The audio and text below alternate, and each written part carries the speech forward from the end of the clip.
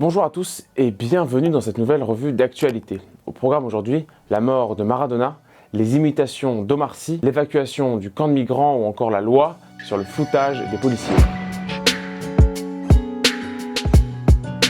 La première actualité de la semaine, c'est bien sûr la mort d'un arrêt cardiaque du footballeur argentin Diego Maradona à 60 ans. Il est décédé dans sa maison à Buenos Aires alors qu'il était entraîneur du Gimnasia La Plata. Maradona est l'un des meilleurs joueurs de foot de tous les temps et une icône du sport dans le monde entier, et notamment en Italie, à Naples, où il fut vraiment au sommet de son art à la fin des années 80.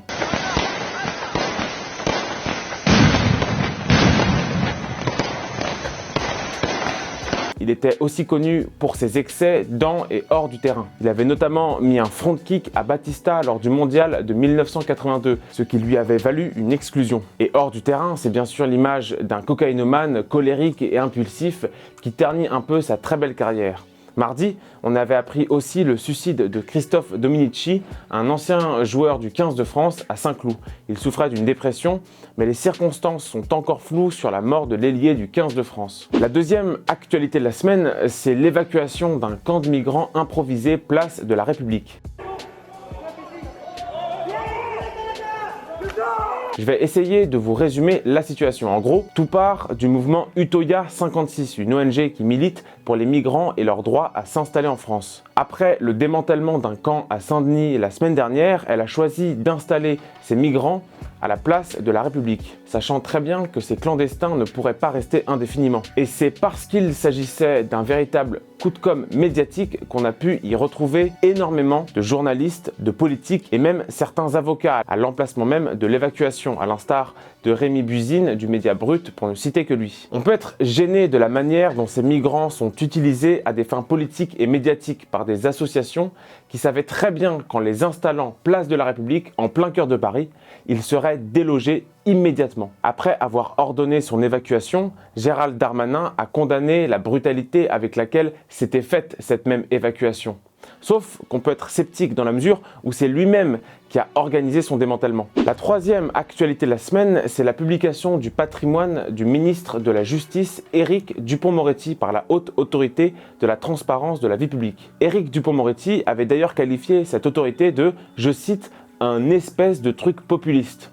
On découvre dans ce rapport que le garde des Sceaux est l'un des ministres les plus riches du gouvernement. Il a une maison de 300 mètres carrés dans les Alpes-Maritimes, estimée à 1,6 million d'euros, des appartements en Corse et dans les Hauts-de-France, et un appartement à Paris de 200 mètres carrés estimé à près de 3 millions d'euros. Au total, son patrimoine immobilier est évalué à 5 millions d'euros. Ajoutez à cela une longue liste de voitures de luxe pas louées, de motos, un bateau, des montres à 20 000 euros, enfin une vraie vie d'artiste quoi. En plus de ce patrimoine, le ministre a déclaré 650 000 revenus d'avocat en 2019, soit plus de 54 000 par mois, plus le revenu de sa pièce de théâtre et de sa qualité d'auteur. Alors forcément, le ministre n'a pas aimé qu'on dévoile sa fortune et a tweeté qu'il n'y avait qu'un pas entre la transparence et le voyeurisme. En fait, sa richesse est tirée d'une profession libérale dont les revenus paraissent souvent mirobolants, mais qu'ils ne sont en l'occurrence que tirés de la surmédiatisation de l'avocat.